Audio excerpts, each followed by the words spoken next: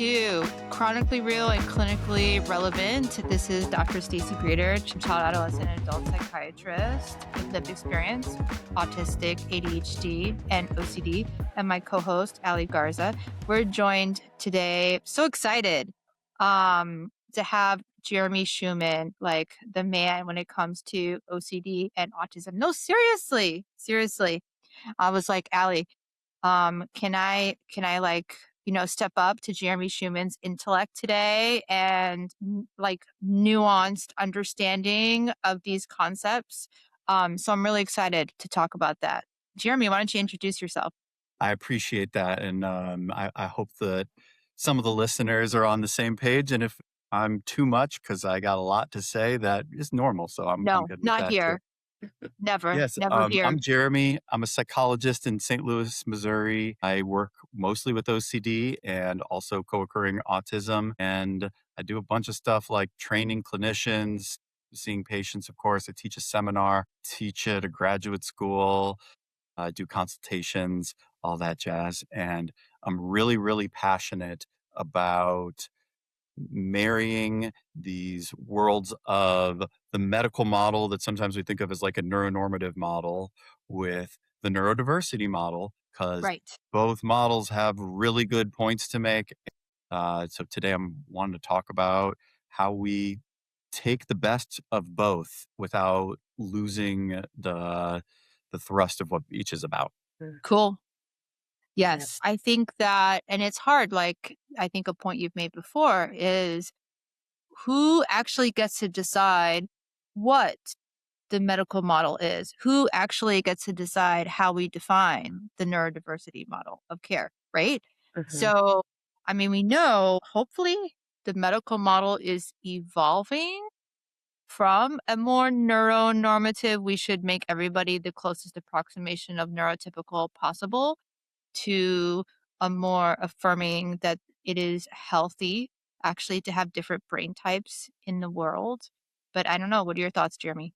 Yeah, so I think we can maybe start with like when I use those terms, what kind of falls under those umbrellas? So medical model, or I might also think of that as like an academic research model, sort of assumes that the only truth that we can know is that which is coming from our peer-reviewed journals. And on the one hand, we have the best evidence for concepts that come in that scientific way. But on the other hand, there's a lot of things that are not documented through empirical study that also are true. And once we prove something in an empirical study, quote unquote, prove, we can fall victim to biases about trusting that it's like the total truth without understanding the why behind it. And as an example of this, for generations, we're doing exposure response prevention for OCD, saying that it's habituation that's causing the improvement. And we run our Yeah. exposures in a particular way. And people are getting better and great. Hooray, we finally have something that helps people with OCD. And Mhm. then along comes Michelle Krask, and we've got inhibitory learning. And now we've got these people who've been preaching the habituation model for a long time saying, I think the Yeah. actual mechanism of action isn't just like purely neurological habituation, but rather it's this learning process that happens. But it worked either way. So were the people who were saying, hey, we've got the honest to God truth because we have done scientific study on these concepts, were they wrong? Were they right? We kind of can fall victim to a bias that I would call scientism, where if you've read a paper and you've seen it come from the ivory tower, like it Yeah. must be true. But there are biases within our science. And if we know that the folks who are, if you know how the sausage is made, you know that these discussions are happening behind closed doors. But then when you submit to a journal, you kind of have to fall in line with the way that everything is done. So medical model is kowtowing to that which has been published and replicated. Now that's different than neuronormative model.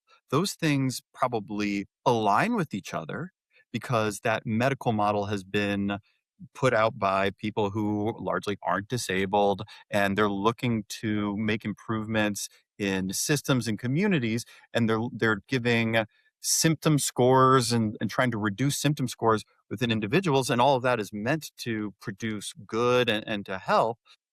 And so the medical model can fall victim to saying, the goals that we're looking for are the community goals as opposed to what's going to really give this individual quality of life. So when I say neuronormative, that's what I'm talking about, is where our treatment goals are to make the person as normal as possible so they don't stick out. Mhm. Um, Either that means we are looking for some fundamental change intent about stuff that really is immutable about people, but we hope that they somehow fundamentally change. And an example of that is tolerance for sensory stuff. We know that that doesn't truly change over the lifespan that much. Maybe there's some desensitization that happens, but not that much. But a neuronormative model would say, if you do this treatment, you will no longer have the sensitivity. Your neurology will be different. So the medical model and the neuronormative model can overlap quite a lot, but also they might be subtly different. And then now we're talking about the neurodiversity model, and I think you explained it pretty well, is that diversity is valuable. Brains being different is not something that we are looking to change. We're hoping that everyone can individually live their best lives as opposed to having a stereotype of what a human is, and saying the closer you are to that stereotype, the better your quality of life will be. Yeah. Mhm. And centering quality of life of the individual over their appearance closely approximating some version of normal. Mhm. Yes. I also find it yeah, I find it really interesting the topic of even what does it mean to be neurodivergent, and that I think there's a huge Another can of worms, Ellie. yeah, Yeah. I find it fascinating how declarative people are about this is what it means to be neurodivergent, more so that way as opposed to, and the lack of I think my question always is also according to who, right? According to what source? Yes. Similarly, who is the all know, who's declaring these things? And, I've done some rabbit hole digging of like according to all these different institutions, what's there, and they're all different. And so when I see these memes or like these posts out there of like this is what it means to be neurodivergent, I'm not. I think that's also where I'm like, it's not that they're wrong, but just like to declare it like that as if that's a fact that's like set somewhere when that's just not true really is interesting to me, I'll just say. And then, it's not about trying to exclude people, but just that there's this idea that this is yes and no, right? Yeah, that really speaks to it because these are Or things what where is a neurotype? yeah, Another I got question. some of that too. But that really Right. speaks because there's no authority on any of these terms, and then people want to say, is it this or that? And if you Yeah. don't say according to who, then you kind of miss the boat. But the people who are asking that question are looking for, am I safe or am I in danger? They're thinking very all or nothing about, if this is neurodiversity, that means that I should be accommodating. And if this is not, that means that I should be doing an intervention. And there's got to be some line in the sand that we draw. And that line is going to be very bespoke and very nuanced if we don't stop and ask, like, who's drawing the line? Why are you asking, where's the line? I don't care who drew it. Mm. Then we're not going to get that quality of life. We're going to be more normative or stereotyped in some way. I Okay. Sometimes I'm also like, maybe we could focus a little bit less on using just the right words and labels and a little bit more on how do we make life better for autistic people? How do we make life better for OCD people? But maybe I think because it's something so concrete as a symbol, like whether you say person with autism or autistic Mhm. person. Now, Mhm. my choice is to say I am an autistic person. And but I also think it's very interesting how people put so much focus Yeah. on Yeah. that Yeah. instead of how do we help people live better lives. Right. The Yeah, so if I what? if I walk into a room of VRP therapists and I say OCD is a neurodivergence, I might get written off by that whole room of people as he doesn't know what he's talking about. And and if I walk into a room of neurodiversity experts and I say a person with autism, then I'm going to get written off. He doesn't Yes. know what he's talking about. And these are just one tiny piece. And you can absolutely demonstrate, Yeah. I've done my homework through your language, but you're not demonstrating actual safety. You're not demonstrating actual Yeah. competence in Exactly. principles, but we get so tribalist about this. Well, and I think that they're like, Are you in the group or out of the group? Sorry, yeah, Allie.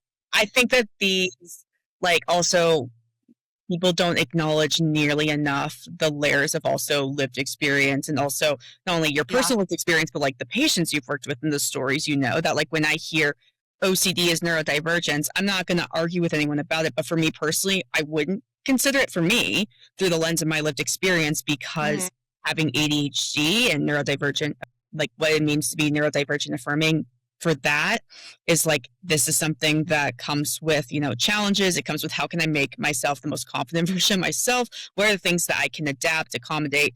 Versus for me, OCD doesn't like, OCD is hell on earth for me, right? If I could get rid of it, I would have, there was points in my life that I would have done absolutely anything to get rid of it. Versus for me, ADHD is like a part of who I am. And so that's where I'm like, there's no declarative institution. And again, that's where it's like, now what? And for me, it matters because of the way that I'm like, this is a part of my identity that I want to affirm and support. And this is hell on earth that I worked my Right. off to really take my life back from it. And it's like, zoom out, folks. What's the bigger picture of like, now what, right? When it comes to treatment, when it comes to how we advocate for others, and it's going to be so individualized, right? Well, now I want to give my case for why OCD is neurodiversity. May I? I think Yeah. you made for that. Yeah. Yeah. So my first question is, Allie, would you consider epilepsy to be neurodiversity? I think that's Neurodivergent? what for me, because I don't have the lived experience, I could never say, You just right? you wouldn't stake a claim I on wouldn't it. even go there. I'm thinking through the lens of like what I've lived, right? So my case for, and I'm not the authority on it, so I think that your version of it is the same level of nuance as what I'm going to say, is just different kind of nuance. Okay. Yeah. But my thought is that neurodivergence is that my neurology is different from what is expected in neuronormative culture, and that I then experience minority stress from it. Mm. And OCD is definitely located in our brain. We can tell what brain circuit it's on. It is chronic. It doesn't truly go away. Even with treatment, you're still like managing it. And the difference is that the two differences are that, like, I'm not celebrating my OCD. Like, OCD is something going wrong when I'm believing in obsessions. And also when I am not doing my compulsions, my obsessions reduce. So I feel a lot better. So it's not like masking per se, where I'm like hiding a behavior and then I'm suffering, because it's kind of the opposite. When I Mhm. stop doing the behavior, I feel a whole lot better. So that could kind of feel like it's on the other side, but still I have to take meds every day, even though I've gotten better from it, because it's something that's in my brain circuit and it's something that's in my genetics. And if I used to go through the left doorway every time because of obsession, and then part of ERP was going through the right doorway, and now I am waking up in the morning and I'm rushing off to work, and I've graduated from therapy, so I just do the right doorway every time because it's sort of like lifestyle ERP. And now here's a day where I don't feel good and I think I want to go through the left doorway. If I don't have OCD, I don't think, uh-oh, I'm going to set myself back. I'm going to Right. potentially fall off of all this progress that I've made. So people with OCD who have gotten rid of the part of their OCD that where they're doing the repetitive behaviors and they're stuck, or they're believing the obsessions, they still carry a disease burden with it. They still carry, I have to take the meds, I have to do the lifestyle ERP, I have to manage my stress, I have to watch my sleep, I have to watch my diet. And not everyone has to do that to the same extent. And so to me, that means that you're carrying some divergence with you all the time. But Mm. the difference there is that OCD is sort of this thing that you do, something that you learn, where you distrust yourself and you're doing these repetitive behaviors because you think it's trying to keep you safe. And it's it's a behavior pattern. That is the awful part. But I have kind of sticky mind. That doesn't have to be the awful part. That can be diversity. I have a uh, highly sensory thought. That doesn't have to be a bad thing. Or I'm prone to NJRE experiences, even if after I and those are not just right experiences for folks who don't know OCD at home. Even after I've gotten rid of the parts of my OCD that torture me, I still might experience some things that are like, the shadow of OCD. But it's really I look at it as these are the traits that predispose someone to develop the behavior pattern and the thought, the belief disorder that are the horrible parts of OCD. That's my take Yeah. on Hmm. how it fits into that. No, I'm with you. And I think that's the most common way people look at it, honestly, Jeremy. Like But I think we're saying who decides what's common? Because I just got in a Facebook fight yesterday with a bunch of people who are like, "What the hell are you talking about?" And I'm gonna Yeah. have to hear about this Facebook fight. Okay, so I have to comment on what you said and then hear about this Facebook fight because um I think neurodivergence is any type of brain that's different than the most common type of brain. I don't think we can define it based on whether how much you like it or not, or how much value it adds to your life versus value it subtracts from your life. And so, you know, that being said, neurodivergence refers to like everything, so many things. And then I kind of get back to, okay, but let's talk about how we are going to approach an autistic trait so Hmm. much differently than we approach an OCD symptom, Right. And like, right? In our conceptualization and treatment approaches. mhm. and my understanding is congruent with yours, but I also see absolutely having value in using this language to say these are things about me that I'm celebrating that have Yes. previously given me minority stress. I don't think that's any less valid of a use of language to use it for destigmatizing and celebrating identities. Yeah. And then maybe I'm not using it in that way for things like epilepsy or OCD. So, but I think if we ask Cassiane Asamasu, she'd say basically all of this is Yeah. neurodivergence. But if we ask 10 people, we'll probably get 10 different answers. So, Right. Yeah. I think that's where it's so nuanced to the lived experience. And also, like, with all these other definitions at play, such as like neurodivergent affirming care and what that means. Right. And I think that's also where thinking through the lens of like the medical model versus the neurodivergent, paradigm, like, and the goal of each of those. Right. And I think that's for me with the neurodiversity piece. Neurotypical is not the goal, right? It's like you could yes. make slogans, neurodiversity affirming care. That's where, for me, and through my lived experience, when it comes to OCD, that no living as if I don't have OCD absolutely is the goal, right? And so that's where, for me personally, it would also change my definition of neurodivergent affirming care. I mean, I think if I had to try to define neurodiversity affirming care, which by the way, I was part of a research team at Stanford Neurodiversity Summit trying to contribute some to their official definition of neurodiversity affirming care, which I can pull up if anyone's interested. You know, we're trying to define this thing so Yeah, that we can study the thing, right? And be like, this is good thing, right? So it would be helpful to have a working definition that people can agree upon. But I think it's really centering the fulfillment, functioning, and authenticity of the individual over the ability to appear or fit in into society. And I think it's really approaching treatment with intense curiosity, hmm, that that person's internal experience is going to be different from your own, and thus their needs and what works for them will be different from your own as a clinician. And I'm also going to note that neurodiversity affirming care is just good care, right, just good for everyone, whether you're autistic or holistic, just good care, right. with these definitions. But I want to know what you got in a Facebook fight about though, Jeremy. Well, I'll just tell you, you should go search the OCD group for the word Borple splat, because that's where I was saying, did you see my post? It wasn't a post, it was a reply to someone. Oh, Uh, okay. Let me search for that. I think where I saw is the warble OCD splat. I like neurodiversity? the word warble splat a lot. The I point was just trying to say, for that, if we're arguing about these words with different definitions, then this is a pretty poor argument.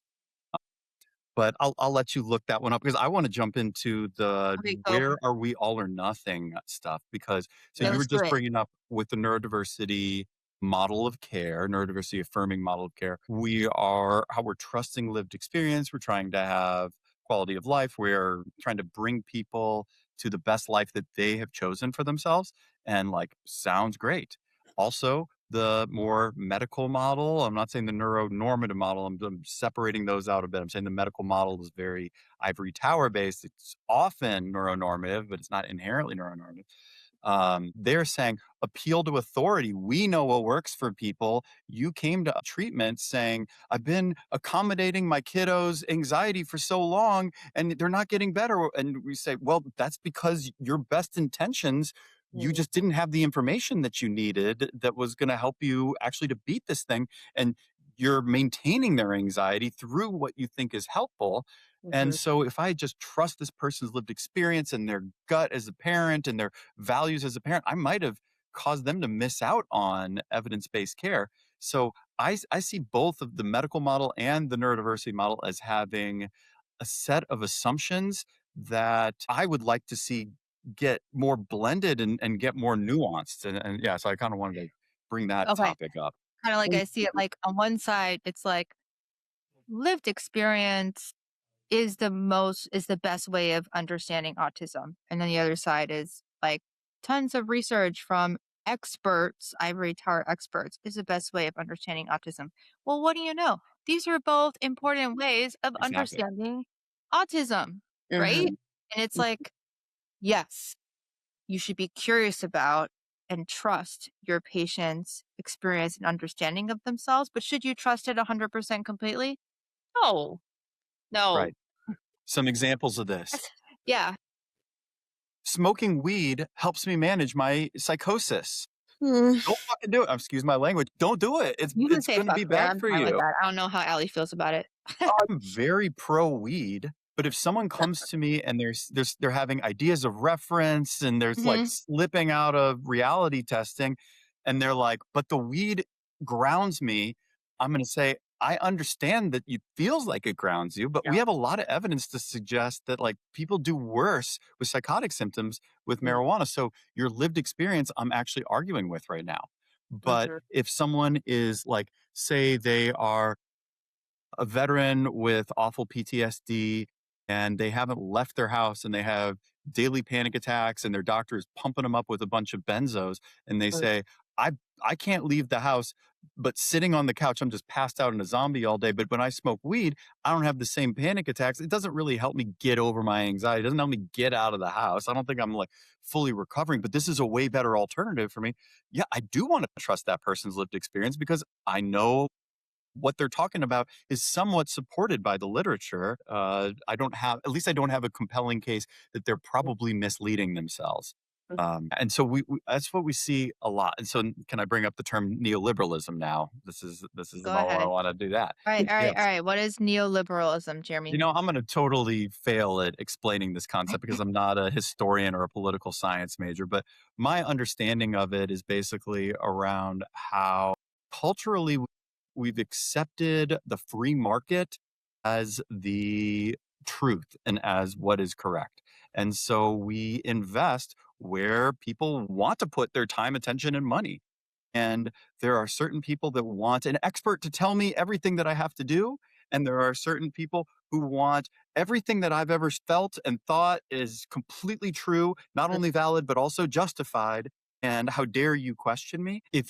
So as another example here, okay, if you are a person who has PTSD and you have been avoiding trauma triggers for a long time, and then you start working with a CBT therapist and they ask you to talk about your trauma and you're doing some exercises that are having you re-experience and you feel like things are getting bad, then you might say, this hurt. This was not helpful to me. I didn't make the recovery that I thought I was going to make. And then if you get on the internet and say, I tried exposure therapy, they made me talk about all the worst stuff. I felt way worse after session than I did before session. People are going to read that and say, well, obviously that's true. That you had to talk about your trauma. That's awful.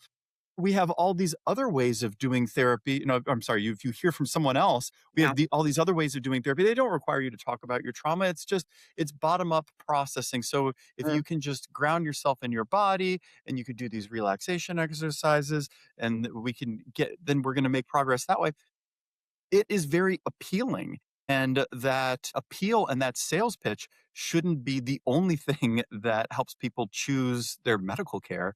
And so we have the appeal towards, well, I'm going to the best doctor in town. And we have the appeal towards, well, this makes sense to me. I didn't think I was supposed to feel bad during therapy, but neither of those is really truth. Um, so I get into the neoliberalism thing, it's that I support the neurodiversity movement. Like it feels like very wholeheartedly to me, but at the same time, I can't get behind bandwagoning from Mm. people who haven't really tried, and Right. then they end up guardrailing other people against things that could potentially be helpful, but there's going to be Right. short-term pain for long-term gain Yeah. because it's appealing that there might be a way around this. We might not have to feel the pain. And, in 10 years as a psychologist, plus all the training before that, that's not how we think it works. We think that you do have to feel some of your feelings like a lot of the time. Yeah. I hear you. Or I think mistakenly, like saying, okay, well, CBT doesn't work for autistic people because it's gaslighting autistic people's internal experience, et cetera, et cetera. And it's like, okay, well, is it CBT with someone who understands autism? Is it CBT with someone who has no idea of what autism is? And who understands minority stress too. I mean, I think that's one of the biggest ones is invalidating minority stress. And yeah, if you don't Yeah. understand how autistic people ruminate, you're gonna have a hard time with it. If you don't understand how autistic people can be monotropic in their thought and what that experience is gonna feel like, you're gonna be talking at cross purposes.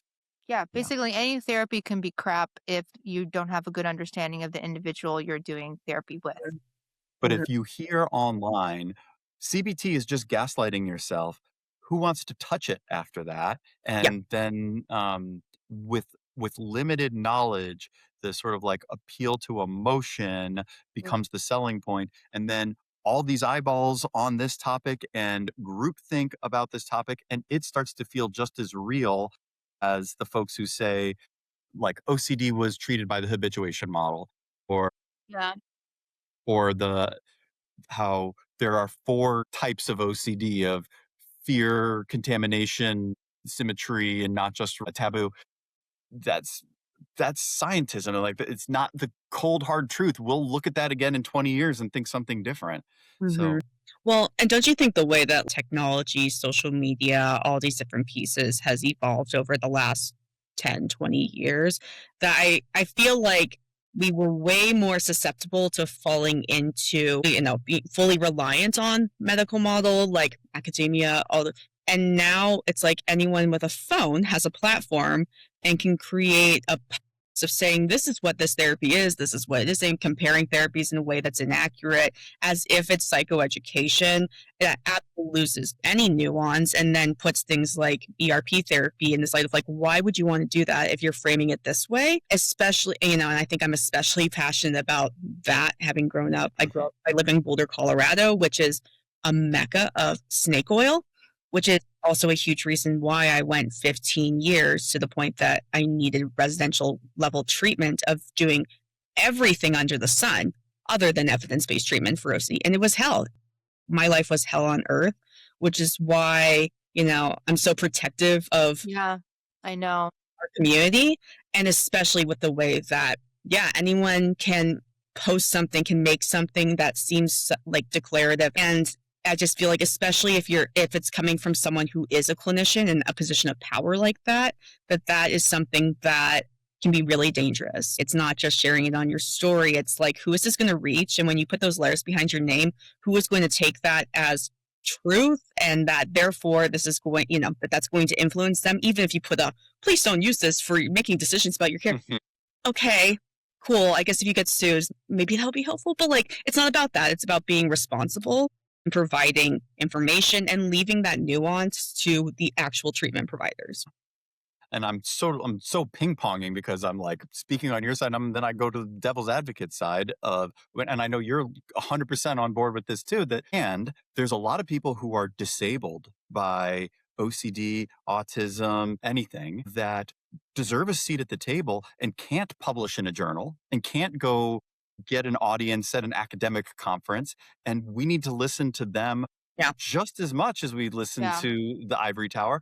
But if you do one or the other, and if you la la la and block your ears and don't want to hear anything else, Yeah. then you're liable to fall in a trap. I'll give an example, like a really good example.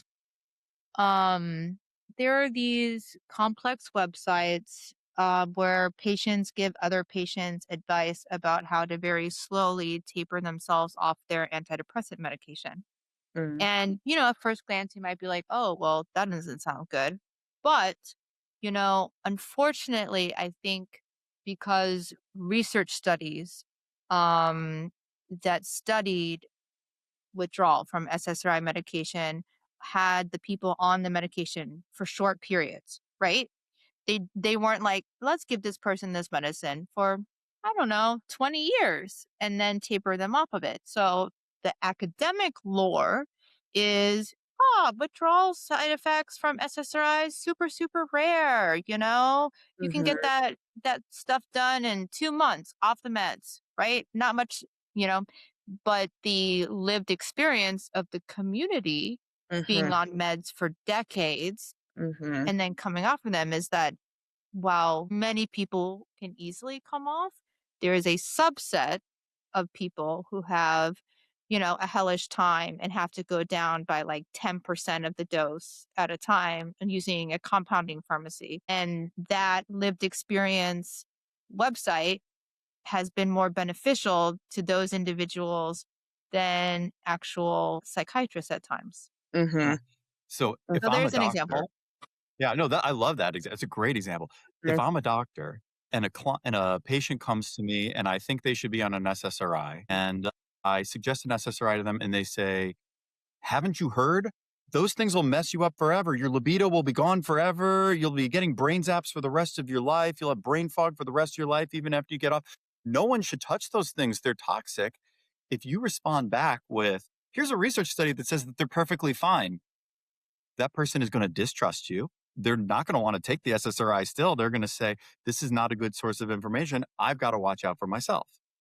But doctors are afraid to say, well, hey, there's this subset of people. But I think that's what bridges the gap. I think that's how True. we broaden the tent for people who are looking for validation of their lived experience and finding it in non-peer reviewed ways, Right.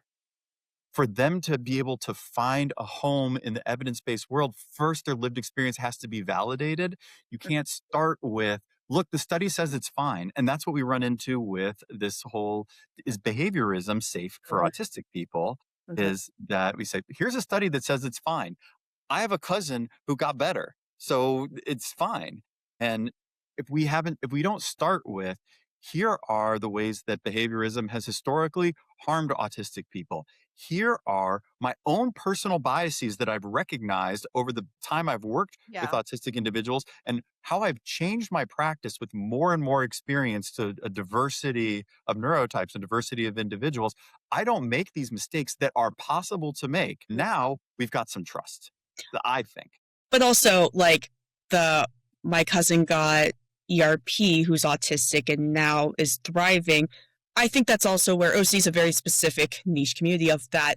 We are a community of people who have been so exploited by misinformation and by non-evidence-based care, and that we need to be protective of our community when it comes to these things. And when people are making posts and putting out content that's misleading, and especially people abusing their identity as a clinician, to put these statements out there. And my concern is also that the field, that it's going to overcorrect, just in the way that, like, our culture has gone from ivory tower over the medical model. Now we're flooded with misinformation, everything from celery juice to whatever is treating OCD.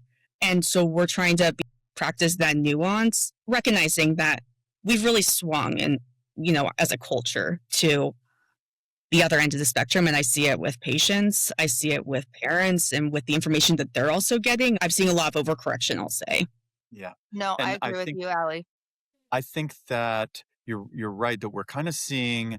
I've called it like the democratization of mental health that happened through social media, and I'm with you on wanting to protect vulnerable people from getting bad information. Mm, And also, I don't have any should must thinking about what our culture is doing because it's out of our control. And I expect it to be thesis, antithesis, synthesis. And if we swing into antithesis for a while, it's going to be messy the same way that our thesis is messy, yeah, and we'll be better for it. So I think that you're right about the overcorrection, and I have concerns about where it's taking us. yeah. But out of those concerns will be born something that is a synthesis. I hope. I hope. Gosh, I hope so. Right. Yeah. I think that's what we're doing. Hmm. Yeah. I'm really curious about, yeah, with the neurodivergent affirming model and the thought around, does that mean it's inherently a low demand model? And Right. curious what your thoughts are about that, especially in the context of overcorrection, our culture. Yeah. Is it inherently a low demand model? That's where the appeal comes is we are recognizing everyone's diversity and everyone's got something to offer. So let's let everyone be exactly who they are without placing any demand on them to change. I mean, a lot of that sounds good on the surface, Yeah. but the people that I care about, I want them to have the quality of life that I know is possible for them. Yeah. And Yeah. I think that pressure is helpful Yeah. for that. Expectation is helpful. People rise to the occasion Yeah. when we expect that from them, and not everyone does. And you can really hurt somebody Mhm. by messing with their identity by telling them, "I know what you're capable of and you don't, and you should just be happy Mhm. performing your identity the way I say." But at the same time, if we let people I don't want to say let because that's not the right word, but if we encourage people to stay within their comfort zone all the time, Yeah. they are missing out on the stuff that like I care about people too much to have them miss out on. Yes. If my kiddo says I hate vegetables and I know you have to introduce broccoli 17 times before their taste buds can be okay tasting it, I'm going to give them yucky broccoli 17 times, even though they told me very clearly on times 1 through 16, I do not like how this tastes because I know, yeah, I didn't used to like how it tasted either. Now I really like broccoli. So you just can't be all or nothing about it. You can't assume you can't assume that somebody who says, well, I've tried nothing and I'm all out of ideas. So I guess we're going to stay where we are, that they know what's best for them either. Building an alliance and a rapport with your clients, providing them with psychoed in a way that assumes competence, Mm-hmm. challenging them with your own expertise and giving them a prognosis that you feel like is authentic to your judgment, Mm-hmm. then people can make whatever decisions they want to make Mm-hmm. with that information. But we just don't start with, well, hey, that's all ableist. Yeah. What you're saying is all ableist. So, like Allie, with you saying, like, I want to act like I don't have OCD at all. I want to say OCD is behind me, even though it's a chronic condition. A neurodiversity affirming person might say, well, that's ableist. You need to have more self compassion. You need to say, it takes a lot of effort for me to suppress compulsions. I don't think that what you're saying at all is like identity incongruent or harmful in terms of your suppression. So that would be a mistake to try to like support a person in that way. Yeah. So Right. yeah, Yeah. when you're in this field and you work with people who are making changes and growing, and also people who are trying to make changes that are probably impossible to make, man, you get a feel for it. You get to see and have an estimate of like what the prognosis is going to be if people Yeah. try different things. I mean, I was talking with a guy today who is struggling to be okay using a CPAP, and he's like panicking about when he's putting on the CPAP, and I just can't do it. I'll never touch it. And I'm like, well, how about we first just have the CPAP in the room, and then we use the CPAP for 1 minute, and then we use the CPAP for 2 minutes, and then we use for 5 minutes. And what is going to happen when you're like, I can't even stand this for 1 second because I'm thinking about doing it all night long. We don't know what's going to happen between where we're at right now and the end of this process of exploring with it. And if I just took from him, the CPAP makes me panic, so I can't touch it ever again, I'd be up shit creek without a paddle. We tried nothing and we're all out of ideas. So yeah, so I put pressure on people, but I listen to people. Mhm. And how do you train another clinician to do that? I mean, it starts with like, don't be a jerk. It starts with like, don't assume you know everything, but figure that you know Curious and something. humble. Yeah. Mhm. Curious and humble. Yeah, I hadn't actually heard that neurodiversity affirming model being a low demand model. I had never conceptualized it that You way. never think of it that Um, way? I never have, to be honest. No. I don't, but that is the problem that I I can am see how it facing. could be misperceived that Yes. way. I cannot tell you, this is a huge challenge working almost entirely with adolescents and parents and families, uh, and conversations around information that parents are getting about, specifically, I'm thinking in the realm of like PDA, low demand parenting. Right. Um, and I'm really concerned about, like you said, the trajectory of at what point do the demands get so low that also do any opportunities for joy and connection in life? And also, how do we know that's not depression that's deciding what they're going to do or not do and not their identity, right? And I think that's where it takes a skilled clinician to tease all these things apart and piece together what's an identity piece where we can accommodate support. And where is also like in our field, are we just not like that we're not willing to have hard conversations and practice uncomfortable things and encourage our patients to do the same to get them to the goals that they have, right?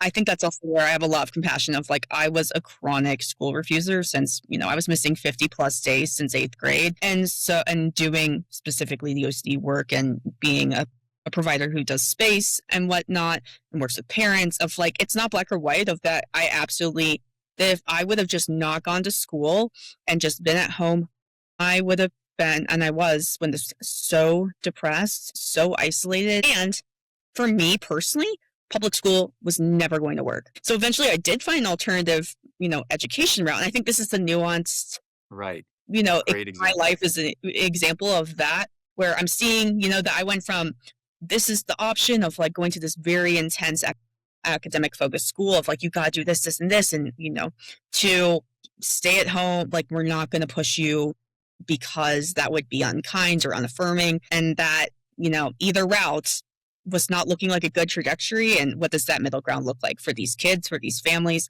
um Yeah. I mean, helping you live your most authentic, fulfilling, and meaningful life doesn't mean your life with the least discomfort. Exactly. I like to talk about negative reinforcement and positive reinforcement. Negative reinforcement is I escaped from something painful. So that's reinforcing if I got an escape from something painful. And positive reinforcement is, oh, it gave me pleasure. So I want more of it. mhm. And sometimes people who are struggling with anxiety or struggling with like sensory overwhelm, they can get themselves to a place where there's nothing that positively reinforces them in the world, and that all they want is safety from being overwhelmed all the time. And sometimes we very much have to pull back from the whole overwhelming world and let the person come out of burnout again before they're able to find those things that are positively reinforcing again. But if the lesson that we learned is that there's nothing good for them out there and that we need to accommodate them in the home, how are they going to learn to build an identity and have a life for themselves that has that high quality of life? It's just going to be a little box that folks live in, and they were going to be told by others that that was their best prognosis. And it might be sometimes, but you can't start there. Right? It's like not, yeah, how do we hold hope for patients, right? As opposed to, and I think that's where when we come, especially as clinicians, and I can think of some people who have talked about their own lived experience of clinicians being like, no, you shouldn't do this type of therapy, you shouldn't do that. That's, that would be too much. Like how harmful that is. That the person that's supposed to be, you know, holding hope for you and walking through this with you is already shutting down possibility, right? Mhm. And I would think that's the opposite of what we should be doing as mental health clinicians and, medical providers. So can we bring that directly to in OCD, how ICBT has been portrayed on social media Okay. and what prognosis there is there? I Yeah. don't know if you guys have Yeah, seen please much go about that. ahead. Oh, I see it all. Yeah. What do you think, Allie? What you got an impression on interviews Oh, with podcast hosts? everything I've said thus far absolutely applies to that. We have a responsibility as providers, especially with these platforms, that you hold power and authority with using your title. When we make these posts that, for example, are putting these two modalities side by side, and honestly, most of the time it's just not accurate. As a like, I'm like, that sounds like really terrible ERP that you're describing. I think it's harmful. I think that sharing about your lived experience with any modality, that's very different than as a provider putting something out there, especially when it's through this lens of like, you can get these results without having to suffer, without having to do hard things. And I think ultimately it's all about being honest, forthcoming, and presenting the information of, just like what you were saying with habituation and inhibitory learning, right? Of right now, this is what the research we have says, that ERP is first line evidence based treatment for OCD alongside SSRIs. And I know people who have had providers say, no, you need to do ICBT. And like, it's just in trying to picture, like, why are we not practicing nuance, but like not going through the lens of first evidence based treatment and then from here, right? And I think that's where in the online realm, it's really problematic. And I'm worried about the people who aren't clinicians. Who cares what the clinicians think? I'm worried about the people with lived experience who are in the thick of it. And if it would have been me, let me tell you, right before I went to residential, when I was bedbound, unable to eat anything, scared to drink water, and I was told, oh, there's this modality in which you don't need to do exposures, and I was like convinced I was going to die. Oh yeah, I would have done that. And ERP saved my life. Exactly. And it's why I do what I do. And I would hope to God that a clinician would start with first line evidence based treatment for me with the information we have right now, right? Does that make sense? Even beyond that, I mean, yes, the information we have right now, it's not just that there's not a robust literature base for using ICBT with autistic clients with OCD. There's no literature base at all. There's no articles published about it. It would have been a rule out in the RCTs that were done about ICBT. And I say this as the person who's got the video on the ICBT YouTube channel about strengths of ICBT for neurodivergent clients. Mm-hmm. I know that these strengths, I was talking in that video about, these are specific strengths. This is not an advantage of ICBT over ERP. I'm just speaking to some specific strengths and ways that I think this can be helpful. I don't think that I've done a lot of the influencing that makes people think that ICBT is superior to ERP for autistic clients, because it's just not what I say. But I have all the tea on it, right? So Fred Ardema is the co-creator of ICBT. I am personal friends with him, but not the best friends of the world. But we went to a conference together in this past May, and I'm sitting next to him at dinner Mhm. talking about all these things in very casual ways. So I have a sense of what his thoughts are about these things. He teaches graduate students at University of Montreal. He doesn't teach them ICBT first. He teaches them ERP first. Yep. Right? Because it's got the most evidence, and because it's a really good way for understanding the learning principles that underlie a lot of human behavior, especially within anxiety disorders, and double, especially within OCD. And then he teaches them ICBT second. And then further, his study, that his non-inferiority trial, first, people get ERP. Then the non-responders get a second dose of ERP or ICBT. And we're trying to see, is there a different mechanism of action between these two? Something that ERP didn't clear up, but that ICBT could clear up for you. It's not a superiority of this other intervention. And so there's that half, that the creator of ICBT would not throw his weight behind these overhyped claims. But then also, where are people getting this information from? A lot of it is like how you described, Ali, is that if someone says, hey, there's a way to do this without having to face your fear, people are going to say, let me try that first, please. Let me try, like that. Right. That sounds very Or appealing. browse, right? And then there's the internet community that says, this is going to harm you. And a lot of people have had a personal experience, and they say, this harmed me, so it's very likely to harm you. Mhm. not everyone has had personal experience. Some people are just saying, I've heard other people had personal experience. So here's some hearsay evidence and not thinking of it with nuance. But there's some trainings for working with neurodivergent clients using ICBT. I say there's some trainings, but I'm being like very direct because there's just one. And the person who runs that training, although I think she's absolutely brilliant, I think she's done amazing work in explaining the confusion that happens that leads to OCD in autistic people. I think she's an excellent clinician and helps people walk back their obsessions like really well. I think she's very effective. And she's not endorsed by the creator of ICBT. She's kicked out of his Facebook group. I've read the workbook. It's not her version of it is not the way that Fred's version of it is. And so we've got sort of like a leader who is saying, hey, here's this other evidence-based perspective, but she's not necessarily providing the evidence-based perspective. So I wouldn't ever want to see someone get told, well, you don't want to do ERP. And if it's, hey, here's the information about both of these treatments, here's the strengths and weaknesses. As someone who's done a lot of both, here's your prognosis. What do you choose? That's a different story. Yeah, and I think that's where all these different communities, like with other disorders too, right? That there's always these divisive topics of like this versus that, blah blah blah, right? Of like this modality versus this. Everyone's got a hot take, and I think that's what is especially challenging, and why I think ERP clinician community, and as me as a person with lived experience, why it's really I have a strong feeling about when I see these things that feel predatory to me sometimes, right? Or feel like Predatory. leading, it's because of this particular disorder. Our community has been so, I mean, it's the hell on earth that is the years of going through with unevidence-based treatment, with not or inaccurate diagnosis of it, Mhm. whatever, is so painful, and the consequences of it. I mean, I disclosed my OCD before I even knew what it was and knew to the organization I was working for, and I lost my job.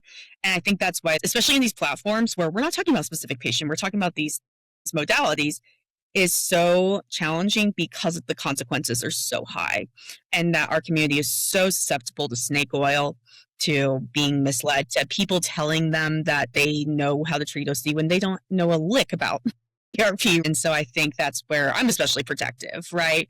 Not to say that I can't practice nuance and be curious about other modalities and weave them in, sure. And what is the overarching message that is coming out online? And also a unique challenge. I don't know what y'all think about this, but ERP training is really inaccessible, right? I always joke that like I signed up for the IOCF BTTI training, and when I got the invite, it came my maiden name. It took a while to get into it, to do it, right? And I think that's also where when there's platforms that are like, yeah, you can be trained in this and pay $100, right? And Mm-hmm. these people haven't done a lick of ERP. That's where I'm also concerned about. It's going to match this overcorrection in the field of people Mm-hmm. who, yeah, I did this $100 training and now I treat OCD and just amplify the problem that's already been there for years, right? It's funny. I'm so countercultural. I want to be like, okay, boomer, like it's gonna, the wave is coming. Like I don't agree with it, but I also don't agree with shutting out all the lived experience. So like, we're in a It's, messy point in history. it is it's this Yeah. is from lived experience. I'm a clinician, but like I think about 15-year-old Allie and some clinician like who hasn't even, and adding to my suffering and my parents' suffering and doing a couple more rounds of being inpatient and res and PHP and IOP. And I'm just like, I would do anything to protect those kids and those people, right? And so, Yeah. yeah, it's not boomer. It's like, no, I'm just an advocate for this community, and that's why I don't want snake oil to poison these kids. You know what I mean? Yeah. I hear you. It's I mean, I also think this is part of being autistic too. It's like when I hear this misinformation about psychiatry, it is like physically Mm, painful. Like mhm, it just hurts deep in my soul, you mm, know, that the harm that's caused through misinformation. And yet also understanding that what becomes what is evidence-based and what gets the opportunity to become evidence-based Yeah. is very political. And so, yeah, I'm like, "Hey, I'm open. I'm open." Right? Yeah. In a nutshell. Yeah.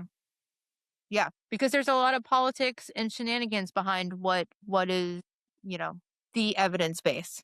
Yeah. So I do the OCD autism special interest group at IOCDF that Stacy's a part of.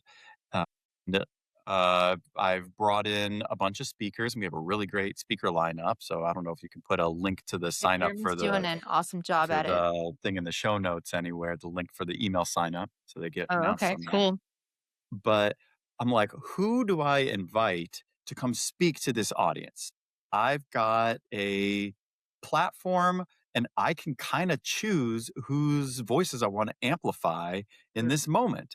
And so then I start looking to who does like really great academic work. And I'm like, oh, okay, but I'm going to get people who say like this is ableist and that you're using the language wrong, like saying a person with autism and stuff like that, or ASD, and I'm going to get a lot of pushback on that. And then I also get volunteers who are like, "Hey, everything is Pans Pandas, everything is PDA, everything is Mhm. unchangeable," and I'm like. Hey, you've got a valid perspective too. And I don't want to put you out in front of everybody. And what I made this decision maybe 2 or 3 years ago. I can't even remember. What was the year, Allie, that I picked you up in Yep. Yep. Denver? Remember that? That was I think that was my first year. Was that the Denver one or was that the That San was Francisco one? Orlando when we took the Uber. Orlando. Yeah, yeah, yeah. That was Orlando. My It was first IOCDF. Oh, so it must have been the year before that then. That must have been the year before that we were in before San Denver. Francisco. Or San Francisco. Oh, it was San Francisco. So I did a lot of advocacy for autistic people don't habituate as quickly and easily, and sensory stuff is not OCD, et cetera, et cetera. And I did a lot of like shouting at people and raising my hand and grabbing the microphone, and it was really fucking fun. I'll tell you that. I'll take it. But what came out of it is I want to have at least one of these years there be a track at the conference where you could just like stay in a room and you get all these neurodiversity affirming perspectives. Sure. And so I'm thinking about who are the right speakers to do this. And so I don't who am I to police and we were saying in the beginning, who's the authority on where to draw the line on these things or how to define these things? It's not me. So it's very easy to get acceptance for somebody who's got a PhD and they're well published, but somebody who wasn't able to complete graduate school, who is not a straight cis white man who plays the part, they have a way harder time getting the microphone.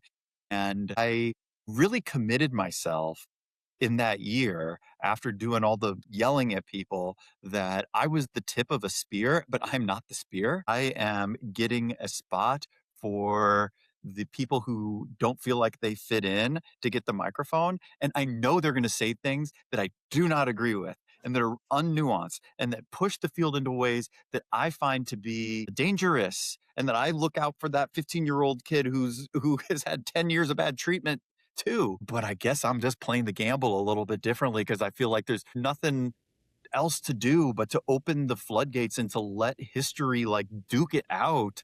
Because all we're getting right now is the like keep the hordes at bay. Let's keep it localized to people who have PhDs and who publish. And we're missing out on lived experience perspectives. And it seems, yeah. So whenever we let them in, we give up a little bit of that professionalism, and it's just what's the trade-off going to be? So yeah, again, I as the straight looking white man who gets acceptance pretty easily from the other guys who look like me at IOCDF, I've just been committed for the past several years that I don't gatekeep people who have that perspective of everything is PDA or something like that. I try to just get out of the way. Just open the gate and get out of the way. And for better or for worse, that's what I'm trying to do. Mhm. That's my mission these days. Yeah, I can get behind that, Mhm. you know, For better or for worse. and in hopes that we can create dialogue, and invite people to be curious and open and change their preconceived notions. And get that Um, synthesis. both sides. Yeah. I've always said the thing that makes me feel the most proud, accomplished, and happy in these IOCDF contexts is when I hear somebody who's been established in the field for a long time say something I know they would never have said last year or the year before, something that sounds like this neurodiversity perspective, something I've said, something that someone said in one of our meetings. That's when I know change is going to happen, when the synthesis is happening. Not just more and more of one perspective, but when we see the two perspectives opening up to each other and their tents broadening and there being some overlap in the middle, that overlap is where I try to live. And whatever I can do that brings these tents closer together, the better. And I think that what it comes down to is it's the mea culpa. It's the behaviorists have caused harm to autistic people and the complaints are valid. And this is how we've addressed them. I think that that's the way to broaden the tent. Yeah. Lived experience is not something that is, right or wrong. It is, right? And I think that's where if people aren't open to hearing through the lens of people's firsthand lived experience, they're going to get left behind. And also encouraging people and teaching people how to think, not just what to think, right? That when we are teaching newer generations of clinicians, we are teaching them how to continuously be curious and update themselves, not teaching as if these are the facts and this is the way it is, right? Hopefully what we believe as the facts and the way it is and the way treatment should be is ever evolving. Let's hope, right? Or else, Yeah, you guys are my people. It's so easy to talk to you about this stuff. And I know that you guys live it every day and that you're doing this curiosity every day in your work. So it's just so nice to have that congruence. Yeah. Yeah. Don't Thanks, have to Jeremy. explain too much. You guys already are Fan of doing yours it. too. I could do another hour. I'm sure you could. Yeah. Anything you want to close out with? Yeah, closing Broaden statement. the tents. Mea culpa. I think I said it enough.